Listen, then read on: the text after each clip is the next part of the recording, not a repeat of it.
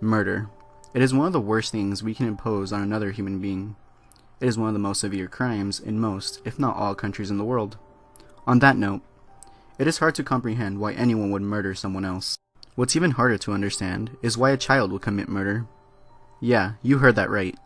Children, the purest, most innocent form of human life, have committed murder. On a scarier note, children murdering other people is actually relatively common, all things considered. So, add that to the list of what makes kids scary. Mary Bell. At only 11 years old, Mary Bell was the talk of the country in 1968. Not for anything outstanding, mind you, but for the murder of 4-year-old Martin Brown and the murder of 3-year-old Brian Howie. Martin Brown was Bell's first victim in 1968. The boy was found in a derelict house on 85 St. Margaret's Road, in the Scotswood district of Newcastle. He was found on the 25th of May in 1968, asphyxiated. He was apparently even found with some insects already nesting inside him. Her next murder would take place only 2 months later, in June of that same year. This time, it would be for the murder of Brian Howie. He was discovered not too long after his death, at least according to his autopsy, in a waste dumping site off Scotswood Road. He was found strangled and had numerous cuts throughout his body. On an added note, for this crime, Mary Bell had an accomplice, Norma Joyce Bell, no relation by the way, and both of them carved their initials into Brian's body. Police managed to launch an investigation and ultimately tied it to the girls' school, and it is there where the police interviewed 126 students and pinned the blame on the 2 girls after they changed their stories twice. After some interrogation, the girls broke silence and began to pin the blame on each other. When both girls were charged with the crime, Mary didn't even hesitate in making a snarky response, and she simply told the officers, "That's fine with me." At the end of the day, Norma was found not guilty, and Mary was sentenced to life in prison. Mary Bell would later be released on good behavior in 1980 with a new identity. As of today, her whereabouts are unknown. Craig Price. Craig Price is an interesting killer, mainly because he holds the title of the youngest US serial killer to date.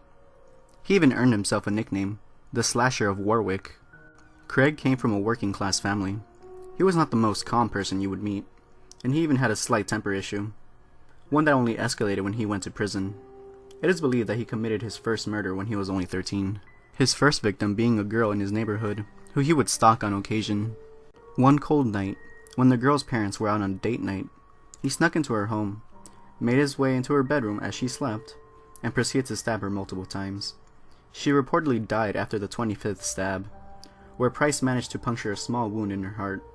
That, coupled with the blood loss, marked an end for that unfortunate girl. Almost 2 years later, when Price was 15, was when he committed his next killings. He followed a mother of 2 to her home and then proceeded to stab all 3 to death.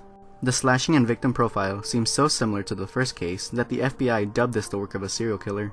The FBI got involved in the case and proceeded to mark down Price as a suspect, due to a cunning observant detective who noticed a similar slash pattern on Price's arm that resembled the pattern on the victim's. Craig was arrested and sent to prison. He was scheduled to release in 1992, but due to charges of contempt, he now faced an additional 20 years. He is now scheduled for release in 2022. John Venables and Robert Thompson. These 2 10-year-old boys were charged with the horrific murder of toddler Jamie Bulger. Jamie Bulger was 2 years old, and would have made it to 3 in March of 1993, had he not been stripped of the chance. On February 12, 1993, Jamie Bulger would be taken away from his family at a mall in Liverpool, England. After Jamie's mother was held up at a store, the 2 10-year-olds set their plan in motion by taking Jamie by the hand and forcing him out the mall. The 2 boys took Jamie for a walk, for 2.5 miles, reportedly stopping every now and again to harass and torture Jamie.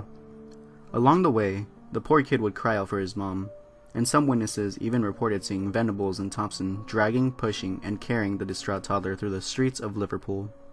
When the 2 10-year-olds got far enough, they went into some nearby woods, close to some train tracks, where they assaulted Jamie by kicking him repeatedly, throwing stones at him, rubbed paint in his eyes, and even shoved batteries down his throat. According to the police, from the information they shared, he had been beaten to death with rocks, bricks, and an iron bar. That isn't even the worst part, not even close. In fact, we actually don't know what the worst parts of this grotesque crime was. as the court deemed it too graphic for public hearing. Venables and Thompson left the boy by the train tracks, in hope that the train would hit the body, making it look like an accident. 2 days later, after the murder, James' remains were found on the railroad track. He was found naked from the waist down, and there was evidence that his penis had been manipulated. In addition, the body was also discovered in 2 separate parts, sliced at the waist by the passing train. His trunk and torso were found in 2 separate places. Both 10-year-olds were then taken into custody a few days later after police received the mall's CCTV footage, where the boys were caught in the act. They were sent to different reformatory schools for an 8-year sentence, and were released in 2001 under different identities for their privacy.